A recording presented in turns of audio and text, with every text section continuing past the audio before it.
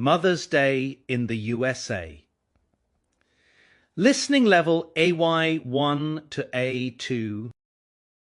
Mother's Day is a very special holiday in the United States. We celebrate this day on the second Sunday in May. It is a time to honor our mothers and grandmothers.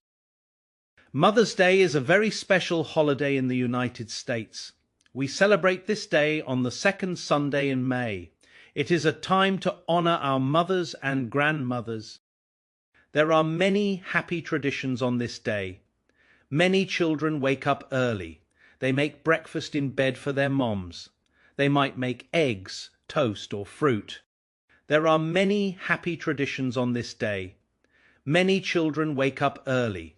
They make breakfast in bed for their moms. They might make eggs, toast, or fruit. Families also give gifts.